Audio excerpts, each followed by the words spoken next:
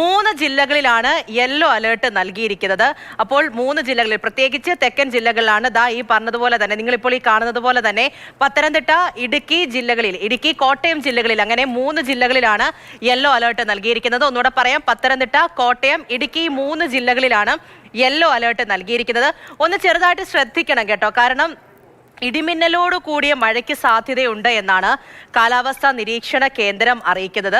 കഴിഞ്ഞ ദിവസം തന്നെ മഴ വന്നപ്പോൾ നമുക്ക് വലിയ ആശ്വാസം എന്ന് പറയുമ്പോഴും ചിലയിടത്തൊക്കെ വെള്ളക്കെട്ടുണ്ടാകുന്ന ഒരു പ്രശ്നമൊക്കെ നമ്മൾ റിപ്പോർട്ട് ചെയ്തിട്ടുണ്ടായിരുന്നു.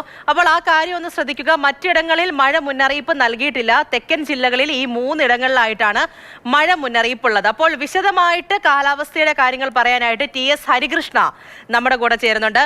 Hari, good morning. ഒരു ആശ്വാസം എന്ന നിലയ്ക്കാണ് നമുക്ക് കഴിഞ്ഞ ദിവസം വേനൽ മഴ കിട്ടിയത്. അപ്പോൾ എങ്ങനെയാണ് ഇന്നത്തെ മഴ മുന്നറിയിപ്പുകൾ നമുക്ക് മുന്നിലുള്ളത്? ഇടിമിന്നലോട് കൂടിയ മഴയുണ്ടാകും, എത്രത്തോളം ശ്രദ്ധിക്കണം?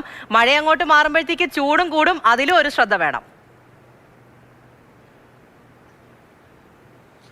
ഗുഡ് മോർണിംഗ് പൂജ പറഞ്ഞതുപോലെ ഈ വേനൽ നല്ല ചൂടുള്ള സമയത്ത് ഈ മഴ എന്ന് പറയുന്നത് ആശ്വാസം തന്നെയാണ്. പക്ഷേ ആ ആശ്വാസം എന്ന് പറയുമ്പോഴും ചില സ്ഥലങ്ങളിൽ ഈ വെള്ളക്കെട്ടുകൾ ഉണ്ടാകുന്നു എന്നുള്ളത് കുറച്ച് ആശങ്കയ്ക്കുണ്ട്. കാരണം അപ്രതീക്ഷിതമായി പെയ്ത മഴയാണ്. അപ്പോൾ സ്വാഭാവികമായിട്ടും ഈ ഒരു ഒരു തയ്യാറെടുപ്പ് പലയിടത്തും ഉണ്ടായില്ലായിരിക്കും. അതുകൊണ്ടാണ് ഈ കഴക്കൂട്ടം ഭാഗങ്ങളിലൊക്കെ വെള്ളക്കെട്ട്, ഇന്നലെ കടകളിലൊക്കെ വെള്ളം കയറുന്ന സ്ഥിതി ഇന്നലെ തിരുവനന്തപുരത്തുണ്ടായി. പക്ഷേ മഴ മലയോര മേഖലയിലൊക്കെ ശക്തമായി പെയ്തു എന്നുള്ളതാണ്. മാറനല്ലൂർ ഭാഗത്ത്, കാട്ടാക്കട, അതുപോലെ ഈ വെമ്പായത്തൊക്കെ പലയിടത്തും വെള്ളം കയറുന്ന ഒരു സ്ഥിതി ഉണ്ടായി. പിന്നെ പള്ളിച്ചൽ ഭാഗത്ത്, നെയ്യാറ്റിൻകര പോകുന്ന വഴിക്ക് പള്ളിച്ചൽ ഭാഗത്ത്, അങ്ങനെയുള്ള സ്ഥലങ്ങളിലൊക്കെ അത്യാവശ്യം നല്ല മഴ പെയ്തു. തീരപ്രദേശത്തും നല്ല മഴ ഉണ്ടായിരുന്നു എന്നുള്ളതാണ്.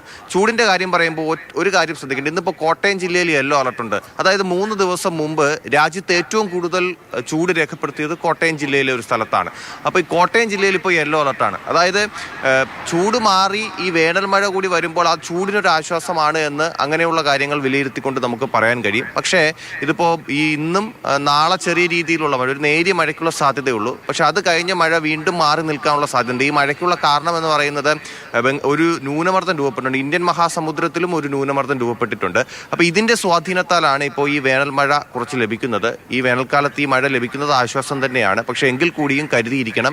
ഇടിമിന്നൽ ജാഗ്രതാ നിർദ്ദേശങ്ങൾ കൃത്യമായി പാലിക്കണമെന്ന് ദുരന്ത നിവാരണ അതോറിറ്റി നിർദ്ദേശം നൽകിയിട്ടുണ്ട്. അതായത് ഉച്ചയ്ക്ക് ശേഷം 2 മണി മുതൽ രാത്രി 10 മണി വരെ ഇടിമിന്നൽ സാധ്യത വളരെ കൂടുതലാണ്. അതുകൊണ്ട് തന്നെ നമ്മൾ മുമ്പ് പറഞ്ഞത് ഈ തുലാവർഷ സമയത്തൊക്കെ പറയുന്നത് പോലെ ഇടിമിന്നൽ ജാഗ്രതാ നിർദ്ദേശങ്ങൾ കൃത്യമായി പാലിക്കണമെന്ന് ദുരന്ത നിവാരണ അതോറിറ്റി പൊതുജനങ്ങൾക്ക് നിർദ്ദേശം നൽകിയിട്ടുണ്ട്.